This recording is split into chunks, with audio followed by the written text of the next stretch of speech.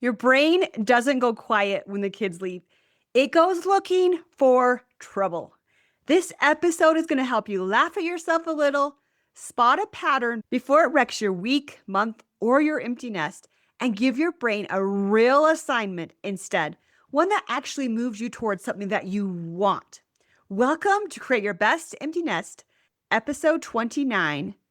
Your brain needs a summer job before it finds a bad one.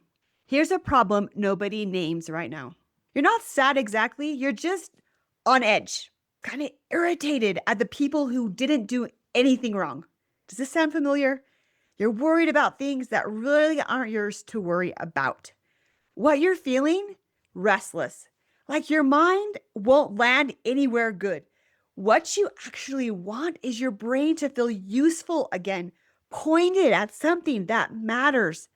I'm going to show you why your brain does this on default.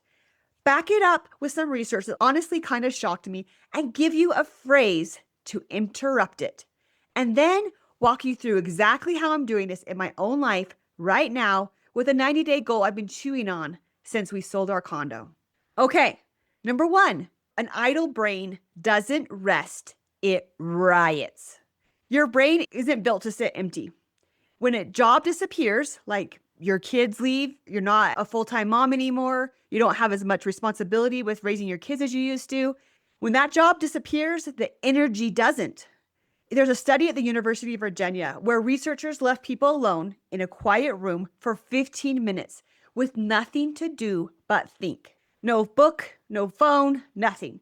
And so many people found that uncomfortable that when given the option, some of them would choose to shock themselves with a mild electric shock rather than just sit there in their own thoughts. Isn't that crazy?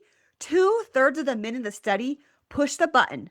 That's how much we crave having something for our minds to work on.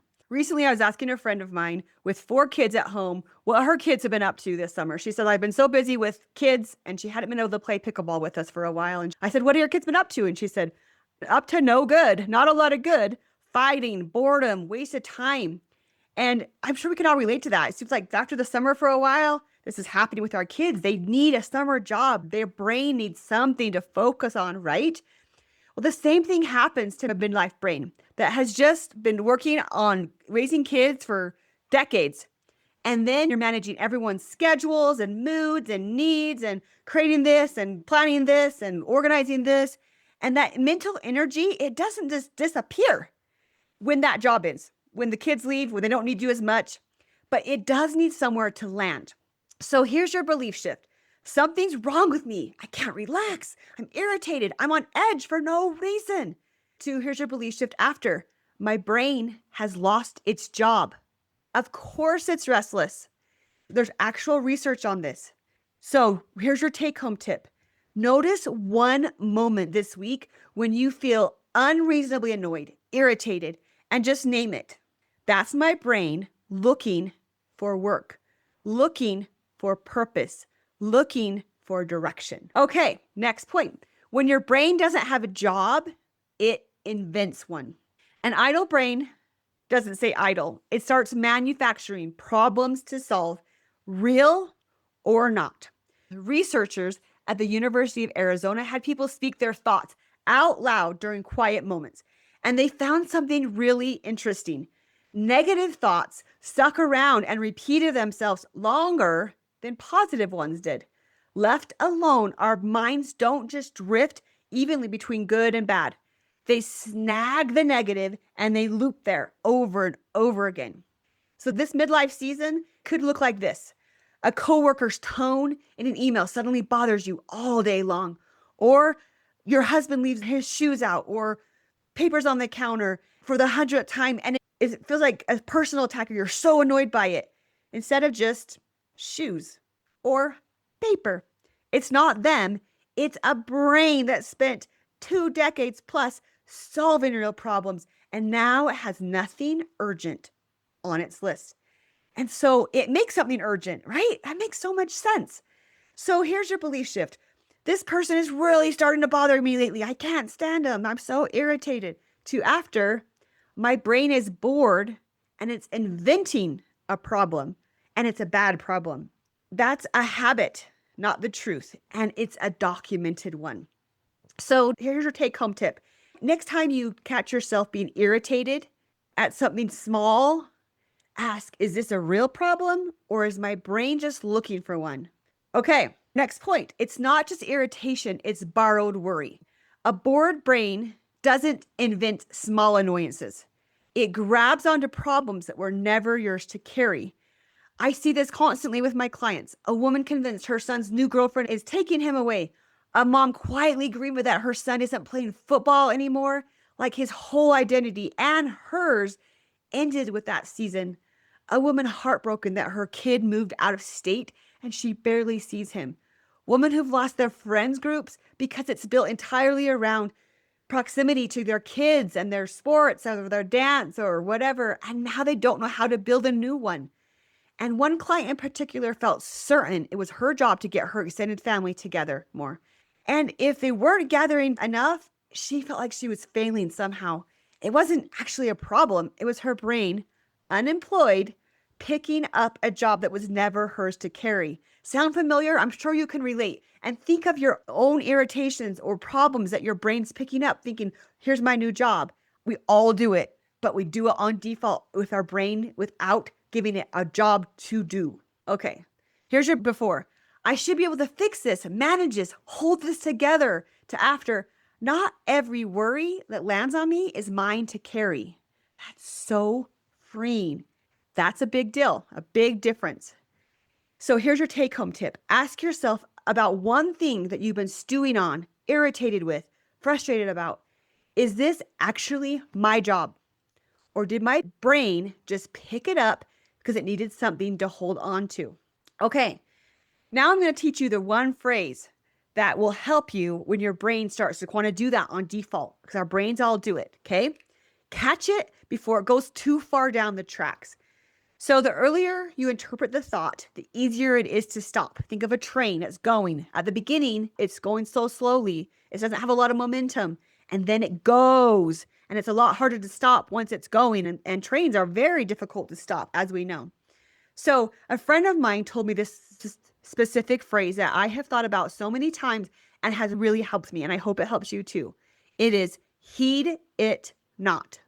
When your brain wants to grab onto something or someone says something that makes you frustrated or irritated and you ruminate on it the way that midlife women tend to do, she says that phrase on purpose.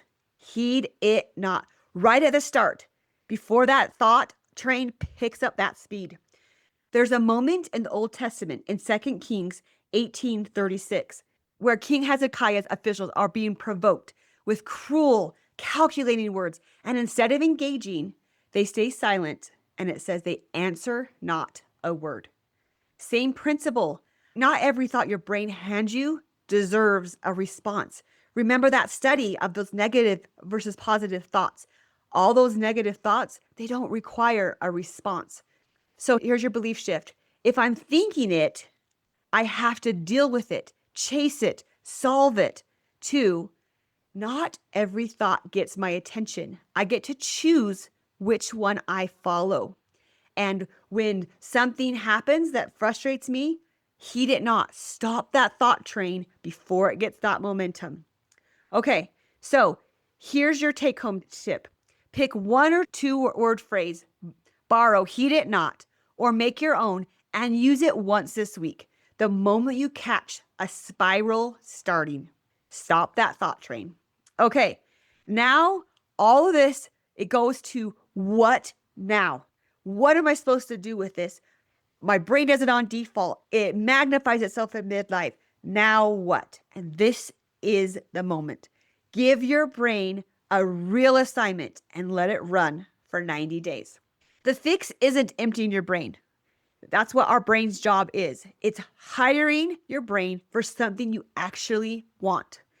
When my nephew passed away, a friend of mine who also lost a child herself brought the parents a sign that said, look for the miracles. Give your brain an assignment, what to do during this really hard, difficult time.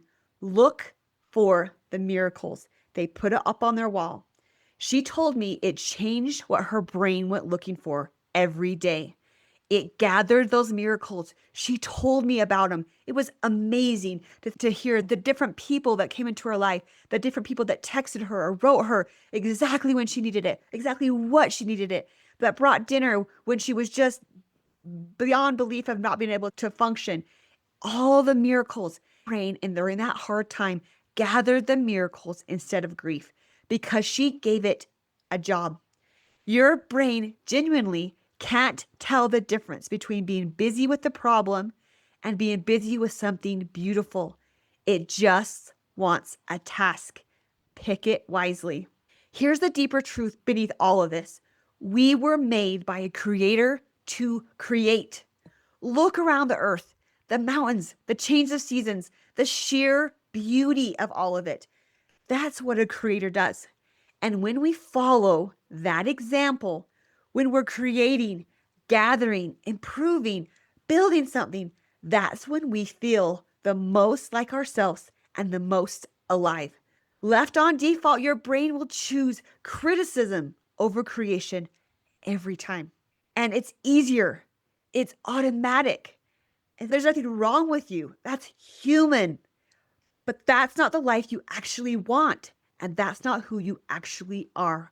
We have to intentionally create and tell our brains what we want it to work on. That is exactly what we work on inside my program. We start with your thoughts and feelings because that's where creating anything actually starts. Then we get clear on what you actually want, your desires, your purpose, what you're good at. And then we break it into small, doable 90-day goals so your brain has real work to do to intentionally create the next chapter, the life you want, instead of the default of criticism and problems that aren't yours to solve and all these things we've talked about today. So here's a personal example. Back in episode 26, what do I really want? I talked about selling our condo.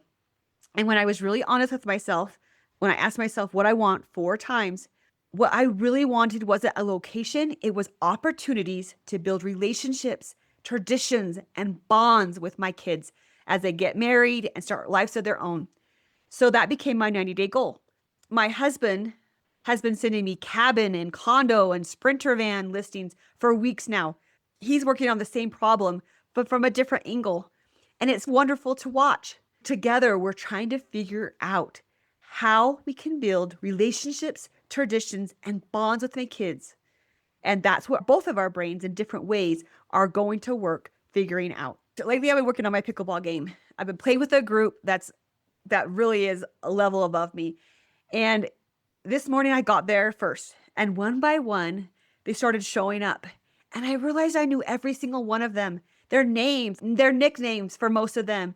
And once we started playing, people were talking about drop shots and serves and complimenting each other or giving each other tips on technique. And my brain was fully in it, evaluating every shot. What worked? What could I do more intentionally next time? I even built myself a weightlifting program side by side that's been helping me with my pickleball game to the movements because I've had a bad knee since a soccer injury years ago and a couple of surgeries after it. And I wanted to actually move the way I knew I needed to on the court.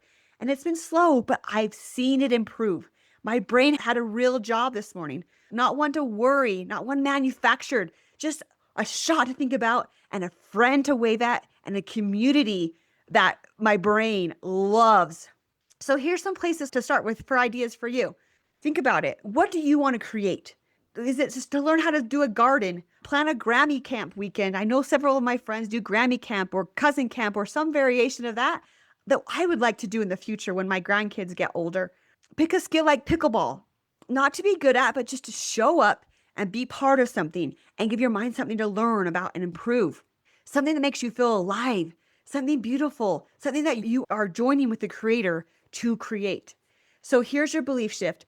I need to figure out my whole process before I start anything. Or I don't know what I want to do. I don't know what I desire. A lot of women in midlife don't even know where to start. That muscle is weak. And so that is the place to start. In episode 22, I talk about desire isn't selfish. It's sacred direction. So right now, your belief shift is I need to figure out my whole purpose before I do anything to I just need one small, real assignment for the next 90 days, not a 5-year plan. So here is your take-home tip. Pick one 90-day goal for your brain this week. It doesn't have to be the big dream yet. This is a trial job, not a career.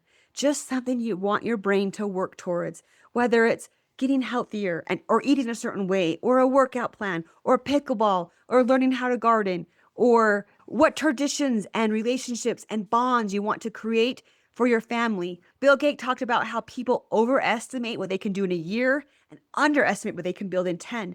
Same is true here. Give your brain a small, real win over the short term, over the next 90 days, instead of waiting for the big one to show up fully formed, because we all know we don't even start. So your brain goes idle. It invents a problem or borrows one that was never yours. You interrupt it before it runs. Heed it not. Then you hire it for something real, something creative, something intentional that you're excited about, and give it 90 days to work. You've spent this whole episode hearing me talk about hiring your brain for a job. So don't stop at that job description. If you don't actually know what to hire it for yet, that's the exact work we do in the Next Chapter Jumpstart Call. 30 minutes, no pressure, and you'll leave with one real assignment for your brain, not just a vague idea of one. Go to marianneiverson.com/call. It's also in the show notes.